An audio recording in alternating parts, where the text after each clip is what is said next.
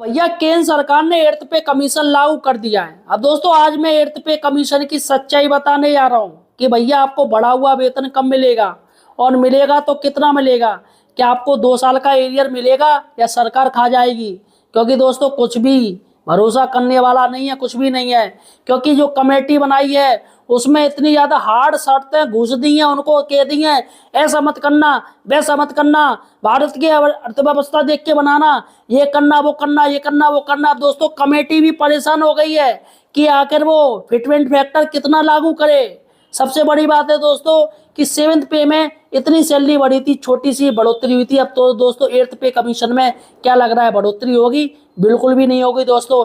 जिस तरीके से शर्तों का जाल केंद्र सरकार ने जारी कर दिया दोस्तों, जिससे कमेटी दोस्तों खुद सदमे में है। देखिएगा एक लेख आपको लेके आया हूँ, बहुत बड़ी खबर लेके आया हूँ 8 CPC के बारे में। अतः दोस्तों सही और सटीक जानकारी के लिए सिर्फ और सिर्फ हमारे चैनल को सब्सक्राइब कीजिएगा, एम्प्लॉयड हेल्पर को सब्सक्राइब कीजिएगा। सिर्फ और सिर्फ हमारे चैनल पर ही आपको सही और सटीक जानकारी मिलेगी, बाकी के सब मौज लेते फिरते हैं। देखिएगा दोस्तों, मोदी सरकार ने 8वां वेतन आयोग को कैबिनेट से मंजूरी मिलने में लगाए 10 महीना। सोचिएगा 10 महीना लगा दिए। सिफारिशों को सौंपने की समय सीमा भी रखी 18 माह। इतना लंबा टाइम। सिफारिशों को कितने महीने बाद लागू होगा वेतन आयोग, इसकी कोई खबर नहीं है। बताइएगा वेतन आयोग ने अगर 15 महीने 18 महीने में सिफारिशें दे दी तो सरकार कब लागू करेगी इसे, इसका तो भैया भगवान जाने।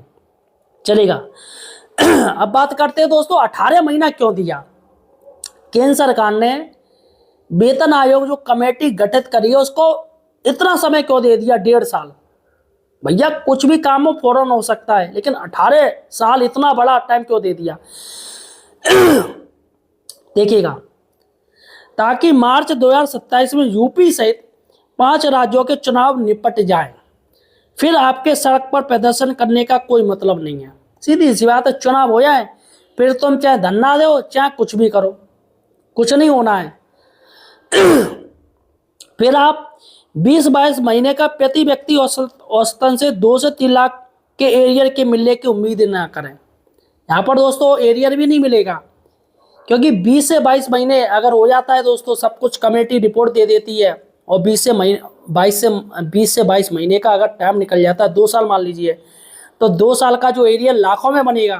क्योंकि जो निम्न स्तर के जो कर्मचारी हैं, जो पे स्केल मैट्रिक्स 1 के और जो हाई होते हैं अफसर, उनका तो बहुत ज़्यादा एरिया बनेगा। वो एरिया तो मिलना ही नहीं है, वो भूल जाइए।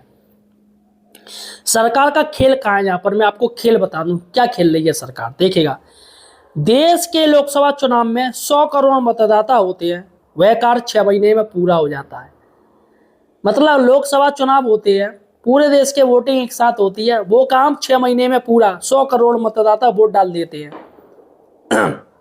और विधानसभा चुनाव 1 महीने में पूरे। लेकिन दोस्तों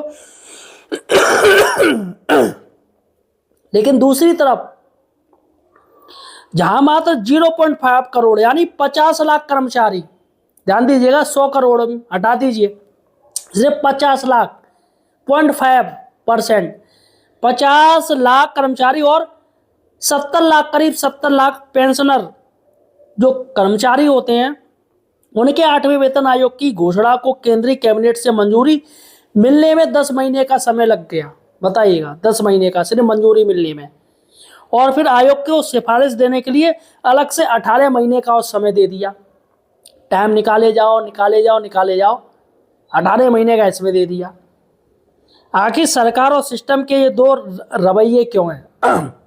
सबसे बड़ी बात है सरकार आखिर क्या चाह रही है, ये 2 रवैये क्यों कर रही है, इसका मैं आपको बता दूं। यदि आयोग द्वारा सिफारिश 18 माह बाद दी गई, जो कि अप्रैल 2027 होगा, इन सिफारिशों को रिव्यू करने के लिए 2 से 3 माह बाद यानी जून और जुलाई 2027 हो जाएगा। क्योंकि सरकार जो कमेटी ने 18 महीने बाद दे दिया, अब उसमें भी सरकार अपना रिव्यू करेगी भैया, देखेगी। तो 18 माह हो गए जो कि अप्रैल 2027 में हो जाएंगे, और सिफारिशों का 2-3 महीना जोड़ लीजिए, यानी कि जून जुलाई 2027 मान लीजिए। केंद्र सरकार इसको लागू करने की घोषणा करेगी। इससे सरकार को 18 माह का भारी भरकम राशि एरियर के रूप में देनी पड़ेगी। ठीक है साथियों, अक्सर केंद्र सरकार के बाद ही राज्य सरकार वेतन आयोग की सिफारिशें अपने राज्यों में लागू करती हैं। इसलिए जून जुलाई के 2 से 3 माह यानी सितंबर अक्टूबर 2027 में राज्यों में लागू हो सकती है, जिससे राज्य सरकारों को भारी भरकम एरियर देना पड़ेगा। अब भैया हाल तो लागू राज्यों में नहीं हो जाएगा, तो राज्य भी टाइम लेते हैं 6 महीने का। तो यहाँ पर कह रहे हैं सितंबर अक्टूबर में अगर राज्य लागू कर देते हैं ये, तो यहाँ पर उनको भारी भरकम एरियर देना पड़ेगा कर्मचारियों को, पेंशनर को।